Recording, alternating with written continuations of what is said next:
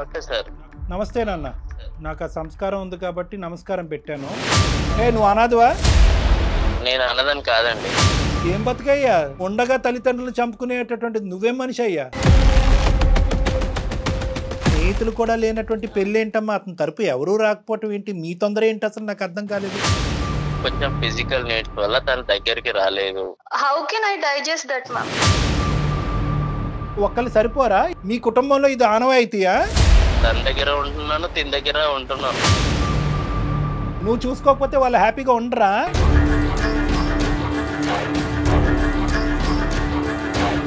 అది నేను ఏదో ఫన్ గా క్యాజువల్ గా చేసిన దానికి ఫన్ క్యాజువల్ తగలయ్యా.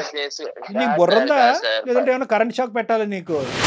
అనాథని చెప్పి నీ గురించి జాలిపడి చేస్తే కనుక నీకు ఫన్ కావాలా? ఏదో ఒక్కసారి జాలిపడి ఆర్ఫన్ అని నా లైఫ్ లో నీకు ప్లేస్ ఇచ్చాను. పిచ్చా, నాకు పిచ్చా అంటున్నావేంటే? ఏమంటున్నావు? నువ్వు మర్యాద ఇచ్చి మాట్లాడాలి. ఓకే, ఇక్కడ నువ్వు లూప్ లైన్ లో ఉన్నావు.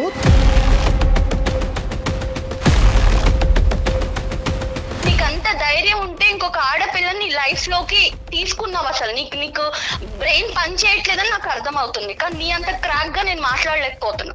ఎలాంటోడు అంటున్నావు ఏంటి? బాగా చూసుకోలేదా నేను? సాఫ్ట్వేర్ ఎంప్లాయ్ అన్నమాట. సంతోషం. అండ్ ఆర్ఫన్ అన్నమాట తను. ఆర్ఫన్ అంటే వెనక ముందు ఎవరు లేరు? తల్లిదండ్రులు ఎవరు లేరు? ఎవరు లేరు సార్. ఓకే. సో మా పేరెంట్స్ కూడా ఏమన్నారంటే ఎవరు లేరు కాబట్టి సో బేసిక్ గా ప్రాబ్లమ్స్ ఏం లేవు అన్నట్టుగా ఓకే చేసుకున్నాం. అతని ప్యాకేజ్ కూడా మంచిగా ఉంది. అందరం కలిసి హ్యాపీ ఫీల్ అయ్యి మ్యారేజ్ చేసుకున్నాం సార్. 3 months లో మా మ్యారేజ్ అయిపోయింది. పెద్దల సమక్షంలో చేసుకున్నారమ్మా? అంటే అందరినీ పిలిచి? అవును సార్ అరేంజ్డ్ మ్యారేజ్. కాదు, అరేంజ్డ్ మ్యారేజే, కానీ అందరు పెద్దలు వచ్చారుగా?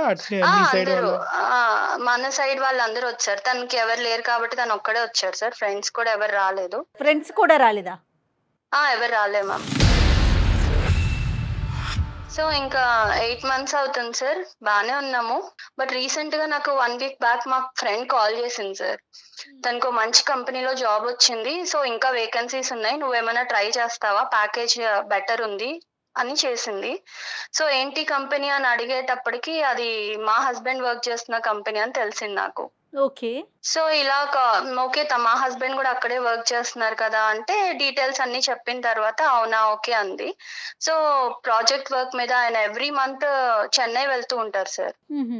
అదే విషయం తనతో షేర్ చేశాను అనమాట. ఇలా ఎవ్రీ మంత్ తను ప్రాజెక్ట్ పని మీద చెన్నై వెళ్తూ ఉంటారు, మీకు ప్రాజెక్ట్స్ ఎక్కువ అనుకుంటా కదా అని ఇట్లా డిస్కషన్ అయితే అట్లాంటి ప్రాజెక్ట్స్ ఏం లేవు, ఇక్కడ అంతా వర్క్ ఫ్రమ్ హోమే చేస్తున్నారు అందరూ. అండ్ వాళ్ళ స్ట్రీమ్ అయితే ఎక్స్ట్రీమ్లీ వర్క్ ఫ్రమ్ హోమ్ చేస్తున్నారు, సో ఎక్కడికి వెళ్ళే అవకాశమే లేదు అని చెప్పింది. తను చెప్పింది ఎంతవరకు కరెక్ట్ అంటారు?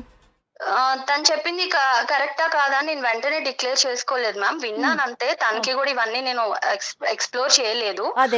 సో తర్వాత నేను through friends through background work చేసుకున్నాను అనమాట. అది నిజమా కాదా, ఎందుకంటే అతన్ని మనం డైరెక్ట్ బ్లేమ్ చేయలేం కదా మ్యామ్. సో ఫ్రెండ్స్ త్రూ కనుక్కుంటే అట్లాంటి నిజంగానే ఏం లేదని చెప్పారు. సో అసలు ఏం జరుగుతుంది, ఎందుకు వెళ్తున్నాడు చెన్నై అసలు కనుక్కుందాం అని చెప్పేసి నేను ఫ్రెండ్స్ త్రూ తన లొకేషన్ ఎక్కడున్నాడు ఏంటి అని కొంచెం వాళ్ళని రిక్వెస్ట్ చేసి తెలుసుకొని తన్ని వెళ్ళాను మ్యామ్ ఆ ప్లేస్ కి. ఓకే అండి. ఓకే.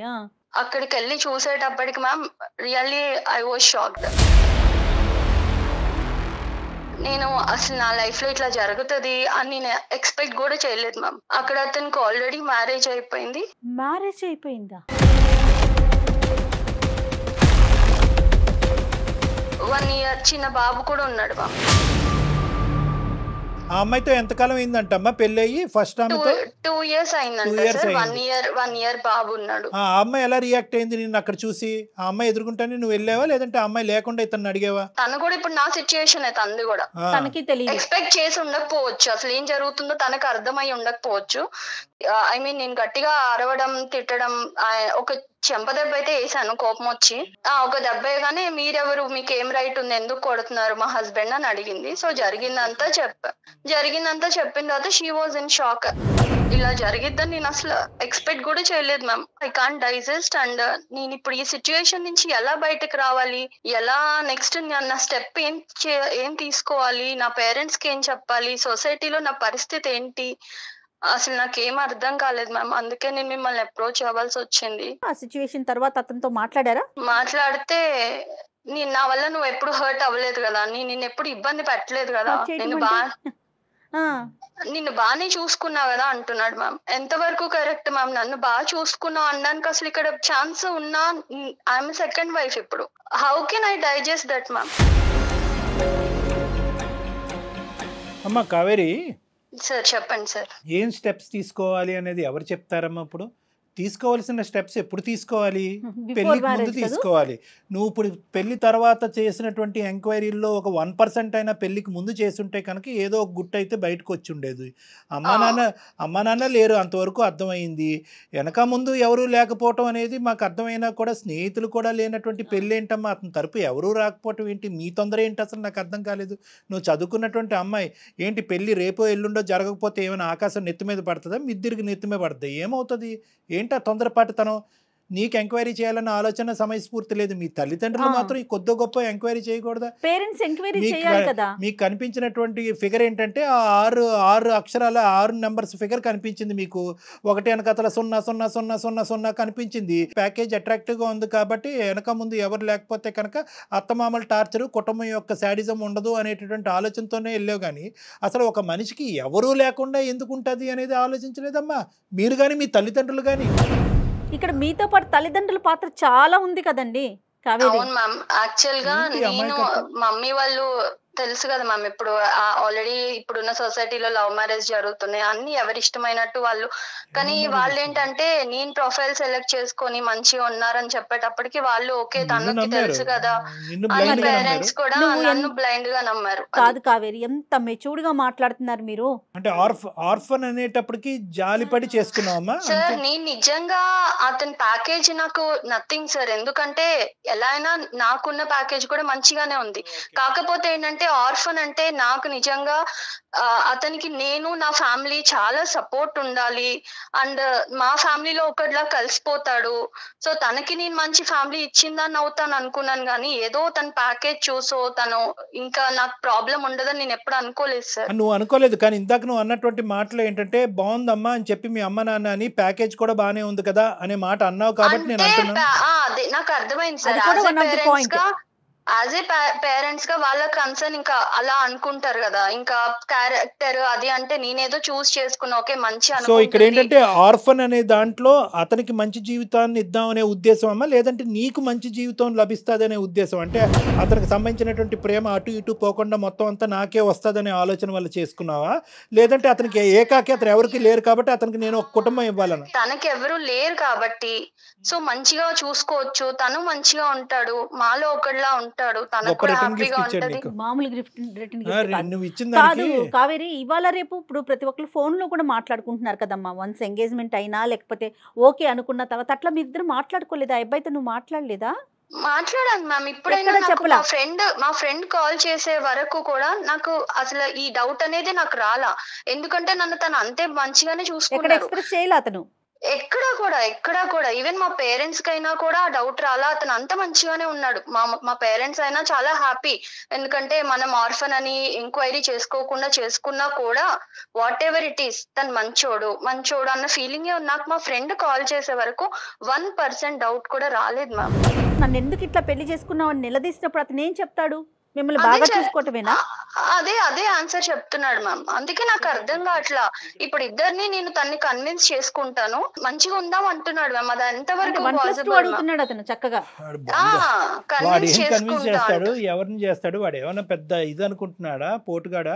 అసలు సెకండ్ వైఫ్ అనే పదం కూడా లేదమ్మా అసలు వాస్తవానికి ఏంటంటే. ఎందుకంటే సెకండ్ అనేది ఉంటది కానీ ఆ ఫిల్ ఇన్ ద బ్యాంక్ లో ఎవరికి ఏది కావాలంటే అది నింపేసుకోవచ్చు. నీ దురదృష్టం ఏంటంటే సెకండ్ ఆ బంధం ఏంటో తెలియదు. ఇప్పుడు ఆ పరిస్థితిలో నువ్వు ఉన్నావు. సో కాబట్టి ఆ వైఫ్ అనే పదం కూడా కాదు అతను చేసినటువంటిది. ఎందుకు చూసే ప్రేక్షకులకి చాలా మందికి అర్థమై ఉంటుంది. ఇక్కడ నాకంటే లాయర్ గారు ఉంటే బాగుంటుంది. వాస్తవానికి అది చట్టరీత్యా నేరం. అతను చేసినటువంటి పని చట్టరీత్యా నేరం. లీగల్ గా కూడా నేను ఎక్కడ క్వశ్చన్ చేయడానికి కూడా నాకు అవకాశం లేదు. ఇప్పుడు మీరు అన్నట్టే రేపు లాయర్ కూడా అనొచ్చు, అమ్మా ఎంక్వైరీ చేయకుండా నువ్వు ఎందుకు ఈ స్టెప్ తీసుకున్నావు, ఎందుకు యాక్సెప్ట్ చేశారని. లేదు, పెళ్లి చేసుకున్నారు, అంతమంది సమక్షంలో పెళ్లి చేసుకున్నారు, యూ హావ్ బీన్ చీటెడ్ అమ్మా. So that is very clear cut, నువ్వు చీట్ చేయబడ్డావు. Second marriage is called as bigamy, అది కూడా లీగల్గా నేను ఆ పెద్ద పదాలు నేను వాడిను, కానీ అది కూడా చట్టరీత్యా నేరం. చీటింగ్, రెండో పెళ్లి చేసుకోవటం, రెండు చట్టరీత్యా నేరమే. కానీ ఇక్కడ ఏంటంటే నువ్వేమనుకుంటున్నావు ఇటువంటి పొజిషన్లో, అతను మంచిగా చూసుకున్నందుకు ఏమీ లేనట్టుగా వదిలేయాలని అనుకుంటున్నావా, ఎందుకు ఇలా చేశాడు అనే ప్రశ్నకి సమాధానం వెతుకుతున్నావు. అడగాలి, ఎందుకంటే ఇవాళ నాకు జరిగింది, రేపు ఇంకొక అమ్మాయికి జరగచ్చు కదా. ఆర్ఫన్ అనే ట్యాగ్ తో ఎంతమందిని మోసం చేశాడో మనకి. మీరేం ఎక్స్పెక్ట్ చేస్తున్నారండి మాకు మెయిల్ చేయడానికి అందమైన జీవితానికి? నాకు అతనితో ఉండాలని కాదు మ్యామ్, కానీ అతనికి రియలైజేషన్ రావాలి. అండ్ ఇంకొకసారి ఇంకొక అమ్మాయి లైఫ్ తో కానీ, ఇప్పుడున్న అమ్మాయి వాళ్ళ ఫస్ట్ వైఫ్ అది తను మ్యారేజ్ చేసుకున్న అమ్మాయి, తనకి మళ్ళీ ఇలాంటి ప్రాబ్లం రావద్దు సార్. సో మీరు డిసైడ్ అయిపోయారు అతని నుంచి దూరంగా ఉండటానికి? ఉండాలని అనుకుంటున్నాను మ్యామ్. సో ఒకటే కదమ్మా, ఒకటే డోర్ ఓపెన్ చేస్తావు, ఏంటంటే నా స్థానం 10లో చేయండి, నాకు నా భర్త కావాలి అనేటువంటిది లేదు. ఓన్లీ థింగ్ ఏంటంటే నేను మోసపోయాను, అలాగే వేరే ఆడపిల్ల మోసపోకూడదు, నేను వెచ్చలపెట్టి తన అందమైన జీవితం ద్వారా కట్ చేయండి అని రిక్వెస్ట్ చేయాలి. అండ్ ఇలాంటి నాలాగా ఆర్ఫన్ కదా మంచి చేద్దామని తలకి తగిలించుకునే వాళ్ళు చాలా మంది ఉండుండొచ్చు. సో అలాంటి వాళ్ళందరికీ మన అందమైన జీవితం ప్రోగ్రామ్ నుంచి ఒక రియలైజేషన్ రావాలి. ఏ స్టెప్ తీసుకున్నా వాళ్ళు ఇలాంటి లైఫ్ లో గుర్తు పెట్టుకోవాలి సార్. అదొకటే నాకు మీరు చేసే ఫేవర్. నీ రీజన్ చాలా హ్యాపీగా ఉందమ్మా, ఎందుకంటే జనరల్గా ఈ రీజన్ రాదు. సార్ నేను మోసపోయాను, నేను అన్యాయం అయిపోయాను, నా జీవితం ఎలా అయిపోయింది, ఏదో విధంగా ఏదో విధంగా కట్టే కొట్టే తెచ్చి మా భర్తను నాకు అప్పచెప్పండి, అవతల ఆడదు ఎలా పోయినా పర్లేదు అనే భాష మేము ఎక్కువ వింటా ఉంటాం. కానీ ఈ రోజు నువ్వేంటంటే సమాజం గురించి ఆలోచిస్తూ, దేశం గురించి ఆలోచిస్తూ ముందుకు వచ్చావు కదమ్మా. రియల్లీ గ్రేట్ అమ్మా, రియల్లీ గ్రేట్. సార్ 8 months లో దేవుడు ఎందుకు నాకు ఇలాంటి సిచ్యువేషన్ తెచ్చాడు. ఇంకో 1-2 years అంటే నేను కూడా ఒక బేబీతో మళ్ళీ అప్పుడు నిజంగానే ఇలా అడిగేదాన్నేమో, సార్ ఏదో ఒకటి చేయండి అని. బట్ రియల్లీ గాడ్స్ సేక్ నేను ఇప్పుడు కొంచెం సేఫ్ జోన్ లో ఉన్నా. సో అలాగే ఇంకెవరు సఫర్ అవ్వద్దు సార్. ఇక్కడ ఏమన్నా ఒక పాజిటివ్ యాంగిల్ ఉందంటే కనుక నువ్వు ఇంకా కన్సీవ్ అవ్వకపోవటం, గర్భవతి కాకపోవటం అనేది ఒక పాజిటివ్ యాంగిల్ అమ్మా నిజంగా. ఎందుకంటే ఈ రోజు నీ మనస్సాక్షికి నువ్వు సమాధానం చెప్పుకోవాలి, రేపొద్దున పుట్టబోయే బిడ్డకి సమాధానం చెప్పుకునే దురదృష్టకరమైన పరిస్థితి రాలేదు. హ్యాపీ, అతను దొరుకుతాడమ్మా మనకి ఇప్పుడు. సార్ నేను కాన్ఫరెన్స్ పెడతాను సార్, మంచిగా ఫుల్ మీల్స్ పెడదాం. The person you are speaking with has put your call on hold. Hello విశ్వ. హలో చెప్పు. నేను అందమైన జీవితం ప్రోగ్రామ్ మ్యామ్ వాళ్ళ దగ్గర నా ప్రాబ్లం తీసుకెళ్లాను. నువ్వు ఇప్పుడు అక్కడికి ఎందుకు వెళ్ళావు? మరి ఎక్కడికి వెళ్ళాలి?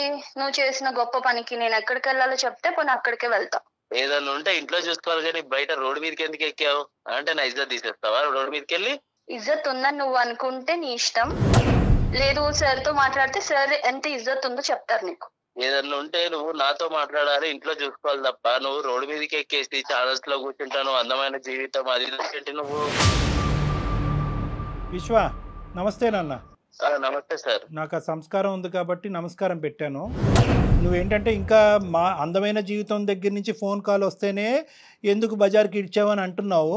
సంతోషం, పోలీస్ స్టేషన్ నుంచి ఫోన్ రాలే. పోలీస్ స్టేషన్ నుంచి నీకు ఫోన్ రావాలా అక్కర్లేదా? అసలు పోలీస్ స్టేషన్ కి వెళ్ళాల్సిన ఊరికి నేను అడుగుతున్నా. ఇటువంటి పరిస్థితుల్లో బాగా చదువుకున్నావు కదా, ఎన్నో డిగ్రీలు, ఎంతో పెద్ద కంపెనీలో పనిచేస్తున్నావు కదా, ఇటువంటి పరిస్థితుల్లో పోలీస్ స్టేషన్ నుంచి ఫోన్ రావడానికి అవకాశం ఉందా లేదా అని అడుగుతున్నాను నేను. ఇప్పుడు పోలీస్ స్టేషన్ లో కేసు పెట్టేసి పెట్టలే తప్పు నేనేం చేశాను అంటున్నాడు అతను. Right, okay. అయితే నీకు అసలు ఏమీ తెలియదు కాబట్టి ఆ అమ్మాయి ఏమని చెప్పిందంటే, నీ యొక్క సెకండ్ అమ్మాయి, ఆ అమ్మాయిని భార్య అంటామా ఏమంటామా, నువ్వేమనుకుని ఆ అమ్మాయిని చేసుకున్నావు అనేది నాకు తెలియదు. కానీ నాది నీ దగ్గర నుంచి ఒకటే ప్రశ్న, ఎందుకు నీకు ఇంత ఒక్కళ్ళు సరిపోరా, ఇద్దరు ఎందుకు నీకు? ఒకళ్ళు సరిపోరా అంటే అది అనుకోకుండా జరిగిందండి. అది ఏమనుకున్నా ఏమనుకోకుండా ఒక అమ్మాయిని పెళ్లి చేసుకోవటం అనుకోకుండా జరుగుతుందా? ఆ అమ్మాయి చెప్పినట్టు ఫస్ట్ మ్యారేజ్ అయిందండి.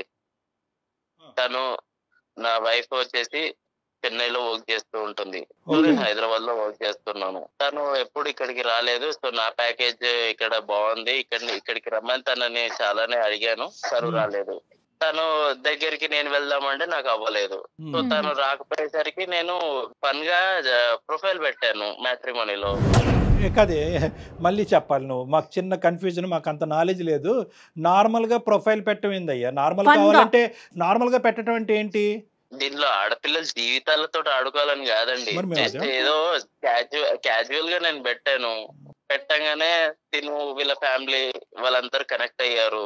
కాదు సార్, మనం పర్సనల్ గా అబ్బాయిలుగా ఒకటి మాట్లాడుకుందాం. అబ్బాయిలా? నన్ను ఎందుకు కలుపుతారు బాబు అందులో?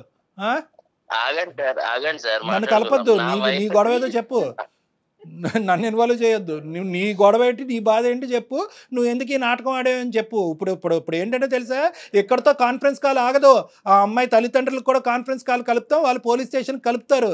నువ్వు చెప్పు ఇప్పుడు ఏంటో, ఏం చెప్పాలనుకుంటున్నావు? నా ఫస్ట్ వైఫ్ చెన్నైలో ఉండడం వల్ల కొంచెం ఫిజికల్ నీడ్స్ వల్ల తన దగ్గరికి రాలేదు. దాని వల్ల నేను ఇక్కడ సఫర్ అయ్యేవాడిని. దాంతో నేను ఏదో క్యాజువల్ గా మ్యాట్రిమోన్ లో పెట్టేసరికి తిను కనెక్ట్ అయింది. పెళ్లి చేసుకున్నాను, అందే ఇద్దరిని హ్యాపీగానే చూసుకుంటున్నాను. తన దగ్గర ఉంటున్నాను, తిన దగ్గర ఉంటున్నాను. నువ్వు చూసుకోకపోతే వాళ్ళు హ్యాపీగా ఉండరా? నువ్వేమన్నా పెంచి పోషిస్తున్నావు, నీ శాలరీ మీద వాళ్ళు బతుకుతున్నారా? నువ్వు చూసేదేంటి సార్? ఇక్కడ శాలరీ ఒకటే ఇంపార్టెంట్ కాదు సార్, డబ్బులు అనేది ఇంపార్టెంట్ కాదు. మనిషికి చాలా అవసరాలు ఉంటాయి, తోడు ఉంటాయి, చాలా ఉంటాయి. కాదు, రెండు పెళ్లి చేసుకుంటే తప్పు, సమాజం అంగీకరించదు, చట్టరీత్యా నేరం, దానికి 7 సంవత్సరాలు జైలు శిక్ష పడుతుంది. నాకే బోటాబోటీ నాలెడ్జ్, ఇది తెలుసా నీకు? ఇవన్నీ తెలిసినా కూడా కొన్ని ఒక టైంలో అయిపోయింది మ్యారేజ్. ఇప్పుడు అయిపోయిన తర్వాత కూడా నేను తనని యాక్సెప్ట్ చేసుకొని తనని బాగానే చూసుకుంటున్నాను నేను. సో అయిపోయింది కాబట్టి ఆ కథను అక్కడ మూసేద్దాం, ఇంకా అనుభవించడం ఒకటే కార్యక్రమం అంటావా? నిజంగా ఆర్ఫన్ నేను అది అడగని కళ్యాణ్ గారు, అసలు నాకు అదొక డౌట్ వస్తుంది. వాళ్ళని ఎందుకు సార్ నేను బాగా చూస్తాను. నువ్వు అనాథవా? నేను అన్నదని కాదండి. నీకు ఫ్యామిలీ ఉంది, మీకు అమ్మ నాన్న ఉన్నారు. ఏం బతుకయ్యా ఉండగా తల్లిదండ్రులు చంపుకునేటటువంటి నువ్వేం మనిషి అయ్యా? అది నేను ఏదో ఫన్ గా క్యాజువల్ గా చేసిన దానికి నీకు బుర్రందా, లేదంటే ఏమైనా కరెంట్ షాక్ పెట్టాలి నీకు? అంతగానే తప్పేం చేశాను సార్? మీరు తెచ్చిపోయి మాట్లాడుతున్నారు. ఏం తప్పు చేశాను నేను? ఇద్దరిని పెళ్లి చేసుకున్నా అన్నప్పుడు మ్యాట్రిమోనీలో నువ్వు అక్కడ బ్రాకెట్ లో పెట్టాల్సింది ఏమని? ఆల్రెడీ మ్యారీడ్ అని పెట్టాల్సింది. అప్పుడు ఫన్ ఏ ఉంటదమ్మా, అప్పుడు చాలా ఫన్ ఉండేది కదా, అప్పుడు అర్థమయ్యేది అందరికి కూడా. ఆర్ఫన్ అని పెట్టి సింపతి కోసం చూడడం కరెక్ట్ కాదు కదా. కావేరి, ఒక్క నిమిషం. నేను ఆర్ఫన్ అయితే ఫ్యామిలీ అయితే నిన్ను బాగా చూసుకున్నానా లేదా అది చెప్పు. ఇప్పుడు ఫ్యామిలీ అయితే నాకు ఒక రైట్ ఉండేది, మీ ఫ్యామిలీ దగ్గరకు వచ్చి లేకపోతే నీకు ఫ్యామిలీ ఉంటే చూసుకున్నానా లేదా? నీకు ఫ్యామిలీ ఉంటే నేను ఇక్కడికి రావాల్సిన అవసరం లేదు, అక్కడ మీ ఇంట్లో వాళ్ళని అడిగేదాన్ని కదా.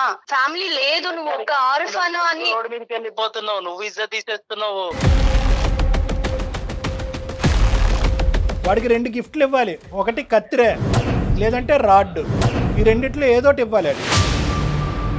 వెళ్తా, పోలీస్ స్టేషన్ కి వెళ్తా, ఖచ్చితంగా వెళ్తా. నువ్వు చేసిన గొప్ప పని తెలిస్తే ఇంకా నాలాగా ఎవరు సఫర్ అవ్వకూడదని వెళ్తా. ఎక్కడ దాకా వెళ్తా. ఏం మాట్లాడుతున్నావు నువ్వు? పిచ్చా, నాకు పిచ్చా. ఏమంటున్నావు?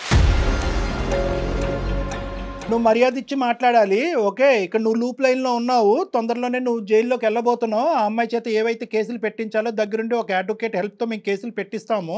ఆ అమ్మాయి చేసినటువంటి ఒక అమాయక పనికి ఈరోజు బలిపశువు అయ్యింది. ఆ అమ్మాయి మా ముందుకు వచ్చింది. ఎందుకు వచ్చింది? నన్ను కాపాడండి అని రాలేదు, నాలాంటి ఆడపిల్లల్ని కాపాడండి అని సమాజం కూడా వచ్చింది. ఒక ఆర్ఫన్ అని, ఒక అనాథ అని చెప్పి నీ గురించి జాలిపడి చేస్తే కనుక నీకు ఫన్ కావాలా? నీకు ఫన్ కావాలంటే అసలైన ఫన్ ఏంటో తెలుసా? ఏదైతే కట్ చేయాలో నీకు అది కట్ చేస్తే అప్పుడు నీకు ఫన్ను. ఇది కామం, నీకు ఉన్నది కామం. ఇక్కడ 2 చేత కేసులు పెట్టిస్తావు. ఈ అమ్మాయిని రెచ్చగొట్టడం కాదు, ఈ అమ్మాయి చేత కేసు పెట్టిస్తావు, నీ చేత ఓసలు లెక్క పెట్టిస్తాం. ఏం బ్రతుకురా బాబు నీది? ఏం బ్రతుకు? ఇదేనా బ్రతుకంటే? ఉన్న తల్లిదండ్రులను చంపేస్తావా? నీకు ఆడపిల్లలు ఉంటే చాలా. పిచ్చిదాన్ని అనుకుంటున్నావా? ఏదో ఒక్కసారి జాలిపడి ఆర్ఫన్ అని నా లైఫ్ లో నీకు ప్లేస్ ఇచ్చాను. ఇచ్చింది నువ్వు నిలబెట్టుకోకుండా నువ్వు ఎలాంటాడో బయటపడిన తర్వాత నీ మాటలు మాట్లాడడం కూడా అనవసరం నీతో. డైరెక్ట్ సార్ ఎలాంటాడో అంటున్నావు ఏంటి? బాగా చూసుకోలేదా నేను? ఏంట్రా, అది ఎవరైనా చూసుకుంటాడు రా బాబు, ఎవడైనా చూసుకుంటాడు. కట్నం ఇచ్చి పెళ్లి చేస్తే ఎవడైనా చూసుకుంటాడు, నువ్వే కాదు. సంబంధాలు ఉన్నాయా? చాలా సంబంధాలు ఉన్నాయా? నేను తర్వాత ఎవడైనా చూసుకుంటాడు అంటున్నావేంది? ఎవడైనా అంటే కట్నం ఇచ్చి పెళ్లి చేసుకుంటే ఎవడైనా చూస్తాడు నీలాంటోడు, అర్థమవుతుందా?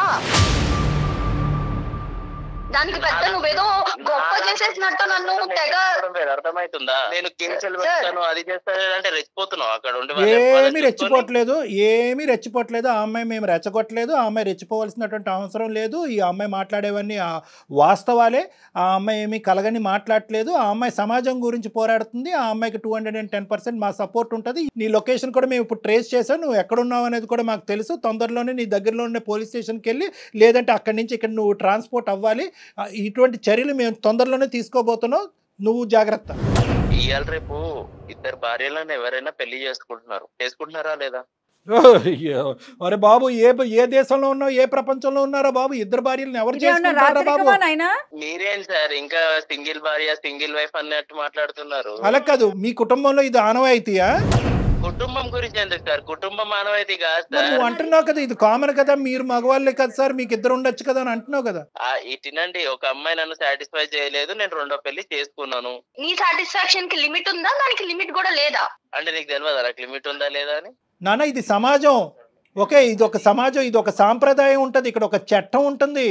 ఒకరికి ముగ్గురు నలుగురు అనేటటువంటిది వర్కౌట్ అవ్వదు. ఎలా పడితే అలా పెళ్ళిళ్ళు చేసుకోవటం ఫన్ అండి, క్రేజీ అండి, క్యాజువల్ అండి అని నువ్వు ఆడేటటువంటి పదాలు సమాజం అంగీకరించదు. దానికి శిక్ష పడుతుంది. అసలు ఇవన్నీ మీకు తెలుసా? చదువుకొని ఉద్యోగం చేసిన మినిమం నాలెడ్జ్ కదా, ఇవి తెలీదా మీకు? ఏంటి ఫన్ను క్యాజువల్? నీకుంటుంది, జైల్లో ఉంటుంది ఫన్ను క్యాజువల్. కావేరి, నేనేమనుకున్నానంటే ఇంత చెప్పిన తర్వాత, ఇంత మాట్లాడి, ఇంత గర్జించిన తర్వాత ఎక్కడో చోట కొద్దిగైనా కూడా అతనికి కొద్దిగా కనువిప్పు కలుగుతుందేమో, పశ్చాత్తాపం పడతాదేమో, బహుశా ఎవరితో మాట్లాడి ఆ శిక్ష ఏమైనా తగ్గించచ్చేమో అనుకున్నాను. కానీ అతను నన్నే అంటున్నాడు, సార్ మీరేంటి సార్ మీరు ఇంత క్యాజువల్గా ఒక్కరితో ఎలా ఉన్నారని నన్ను అడుగుతున్నాడు. తనవే ఓకే, నేను కూడా రేపు రెండో పెళ్లి చేసుకుంటా మ్యామ్. నాకు రెండో హస్బెండ్ లా ఉంటాడా? చెంప పగలపోడతా. నీ ప్రోటోకాల్ నీకుంది. ఆడవాళ్ళు రెండోది చేసుకుంటే చంపలు పగల కొడతారు, 2, 3, 4 చేసుకుంటే మగవాళ్ళకి మాత్రం ఏం అనకూడదు. ఎందుకంటే నిన్ను మంచిగా చూసుకుంటున్నాను అది సరిపోదా అనేది. సార్ నేను మంచిగా చూసుకుంటాను సార్, మంచిగా చూసుకుంటా తన్ని కూడా. నేను ఇంకో పెళ్లి చేసుకుంటాను సార్. నాకు తను అలా ఉంటానంటే నాకు కూడా ఓకే సార్. ఏంటిది ఏం మాట్లాడుతున్నావమ్మా? నువ్వు వేరే పెళ్లి చేసుకుంటావా? సెకండ్ గా నేను ఉండాలా? అసలు నీ ప్రాబ్లం ఏంటి చెప్పు? ఫైనల్ గా నీ ప్రాబ్లం రామాయణంతో చెప్పిన తర్వాత రాముడు సీతకి ఏమవుద్దని అడిగినట్టుంది. ఏమయ్యా నీకు? అవును కావేరి, నేను ఏ రోజన్నా నిన్నేమన్నా అన్నానా? నువ్వు అన్నావా, ప్రేమగా చూసావా, ఇవన్నీ సెకండ్. నేను కూడా నిన్ను అంతే ప్రేమగా చూసుకుంటా, అంతకన్నా డబుల్ ప్రేమగా చూసుకుంటా. నేను కూడా ఇంకో పెళ్లి చేసుకుంటా. ఎలా నువ్వు అసలు నీకు అంత ధైర్యం ఉంటే ఇంకొక ఆడపిల్లని లైఫ్ లోకి తీసుకున్నావు? అసలు నీకు బ్రెయిన్ పని చేయట్లేదని నాకు అర్థమవుతుంది. కానీ నీ అంత క్రాక్ గా నేను మాట్లాడలేకపోతున్నా. అర్థమవుతుందా? అసలు నీకు పెళ్ళే, నిన్ను నమ్ముకుని ఒక అమ్మాయి అక్కడ ఉంది విత్ కిడ్. నా ఫస్ట్ వైఫ్ దగ్గర నాకు ఎలాంటి హ్యాపీనెస్ లేకుండా, ఇప్పుడు నాకు నీ దగ్గర నుంచి హ్యాపీనెస్ లేదు. మరి నాకు హ్యాపీనెస్ లేదు. ఆ అమ్మాయి అయితే నీతో ఉండాలని అనుకోవట్లేదు. అది చాలా దూరం మాట. అది నువ్వు కల్లో కూడా ఊహించుకోవద్దు. కేసులు ఏ విధంగా పెడతాది, ఏ విధంగా ఈ అమ్మాయి ముందుకు తీసుకెళ్తుంది అనేటటువంటిది అది మా చేతుల్లో లేదు. ఆ అమ్మాయి కోరుకుంటే దానికి మేము సహాయపడగలం, ఆ అమ్మాయికి కావాల్సినటువంటి దారి చూపెట్టగలం. నాకు కావేరి అంటే ఇష్టం సార్, అలానే నా ఫస్ట్ వైఫ్ ఇష్టం లేదనంటే తను కూడా ఇష్టమే. నేను వీళ్ళిద్దరిని హ్యాపీగా చూసుకోగలుగుతాను సార్. నువ్వు ఎంతమందినో చూసుకుంటావు, అది కాదు లెక్క. వీళ్ళిద్దరు నిన్నే యాక్సెప్ట్ చేస్తున్నారా లేదా అనేది. బాల్ నీ కోర్టులో లేదు, బాల్ నీ కోర్టులో లేదు, బాల్ వాళ్ళ కోర్టులో ఉంది. ఈ అమ్మాయికి ఇప్పుడు ఏం బరువు లేదు, బాధ్యత లేదు. తూతూ మంత్రంగా ఒక పెళ్లి జరిగింది. ఆ పెళ్లి తెంచుకోవటం పెద్ద విషయం కాదు. ఎందుకంటే జీవితాంతం నీలాంటి మోసగాడితో ఈ అమ్మాయి జీవించాలని అనుకోవట్లేదు. నెంబర్ 1. నెంబర్ 2 ఏంటంటే కనుక అసలైన కథ ఎప్పుడు వినిపిస్తుందో తెలుసా? ఎప్పుడైతే కావేరి వెళ్ళి మమ్మల్ని కాదు వాళ్ళ ఫ్యామిలీ మెంబర్స్ని కూడా దీంట్లో ఇంక్లూడ్ చేస్తుందో అప్పుడు నీకు సీన్ సితారవుతుంది. వద్దు, మనలోనే గుట్టుగా ఉంచేద్దాం, ఇక్కడే కాపాడేసేయండి సార్. గుట్టుగా ఉంచేసుకోండి, మీ బాధను మీరు కడుపులో పెట్టేసుకోండి, మా ఇష్యూ మేము కడుపులో పెట్టుకుని ఎక్కడికి తేల్చేసి కావేరి బంగారు తల్లి బాగా చూసుకుంటున్నాడు కదా, నీకు ఏదో ఫ్రీడమ్ ఇచ్చాడంట కదా, ఆ ఫ్రీడమ్తో పాటు నువ్వు సుఖపడి అలా ఉండిపోమ్మా అని చెప్పమంటావా? నేనేం చేయలేనురా బాబు, నేను చంపేద్దురా బాబు, నేనేం చేయలేనురా. రే అర్థం చేసుకో, నేను చేయగలిగేది ఏమీ లేదు. నీ గొంత నువ్వు తవ్వుకున్నావు, నీ ఎంత హైటో నాకు తెలియదు కానీ దానికి ఒక 2 అడుగులు ఎక్కువే తవ్వావు నీ గొంత. అందులో ఇప్పుడు పడ్డావు. ఇప్పుడు మేమందరం మట్టిపోసి కప్పటం తప్ప ఏమీ చేయలేము. ఒక మ్యాట్రిమోన్లో ఆర్ఫన్ కింద పెట్టినటువంటి నువ్వు చాలా మందిని క్యాచ్ చేసి ఉంటావు. ఇదేదో 6 నెలలు బట్టో 5 నెలలు బట్టో జరిగినటువంటి వ్యవహారం కాదు. ఊరికో ఒక అమ్మాయిని నువ్వు పెళ్లి చేసుకుని ఆల్రెడీ ఎక్కడ గుట్టు అక్కడ కప్పెట్టుంటావు. సార్ అలా చేయలేదు సార్, నాకు ఉన్నది ఇద్దరే సార్.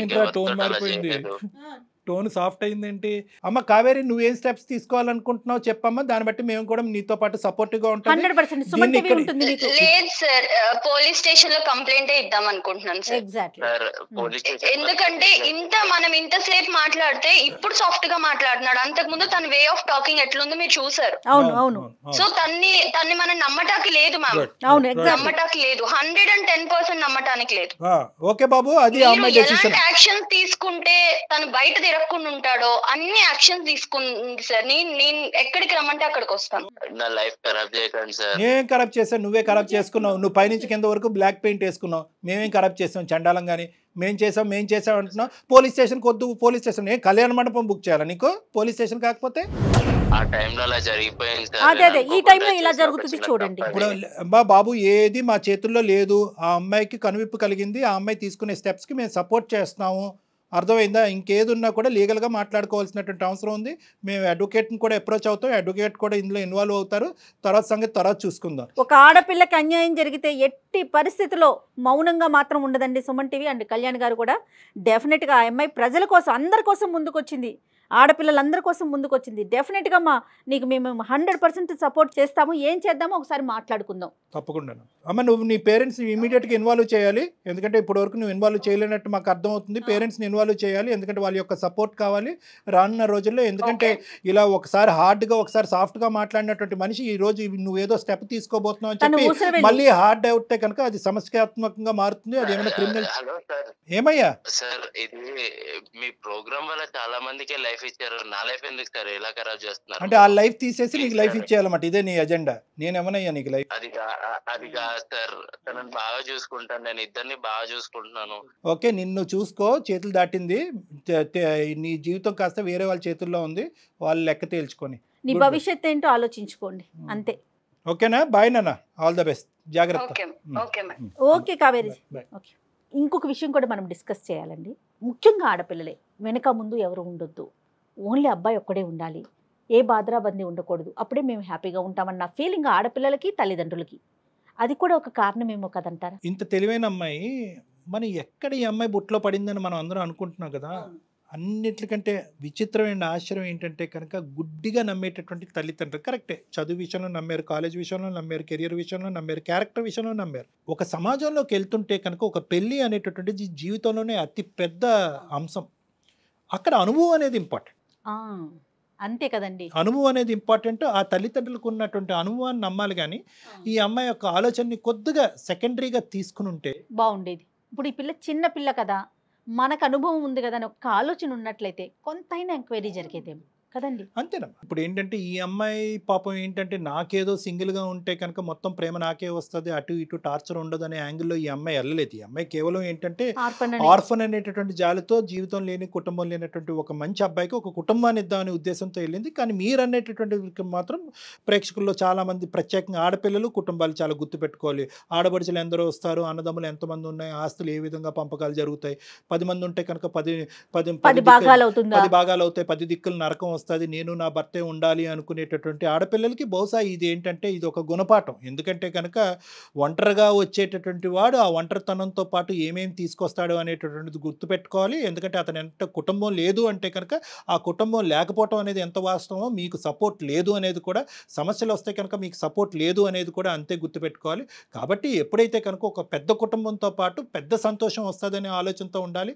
కాబట్టి ఎవరూ లేకుండా ఉండాలి, ఏకాకి అయ్యి ఉండాలి, వెనక ముందు ఉండకూడదు అనే ఆలోచనతో బహుశా ఈ అమ్మాయిలాగా మీరందరూ కూడా బుట్టలో కాలేయొద్దు. కాబట్టి జాగ్రత్తగా ఉండండి. ఇటువంటి మ్యాట్రిమోనీలోంచి వచ్చేటటువంటి ఫ్యాక్ట్స్ అన్నీ కూడా ఫ్యాక్ట్స్, అది చాలా గొప్ప మ్యాట్రిమోనీ, దానికి చాలా పేరుందని మ్యాట్రిమోనీ, దానికి ఎన్నో రివ్యూస్ ఉన్నాయని చెప్పి బ్లైండ్గా మీరు వెళ్ళొద్దు. ఎంత మ్యాట్రిమోనీలో వచ్చినా కూడా మీరు చేయవలసినటువంటి ఎంక్వైరీస్ మీరు చేసుకోవాలి. ఆ ఎంక్వైరీస్ ద్వారా 100% ఫ్యాక్ట్స్ రాకపోవచ్చేమో, కానీ కొద్దో గొప్ప తెలిస్తే కనుక దాన్ని బట్టి మీరు లీడ్స్ తీసుకుని ఆ 1% డౌట్ ఉన్నా కూడా విత్డ్రా అవడానికి అవకాశం ఉంటుంది. రైట్ అండి. నమస్తే కళ్యాణ్. సికింద్రాబాద్ లోని doctor Narayana college of hotel management లో 100% జాబ్ గ్యారంటీ. 9663653653.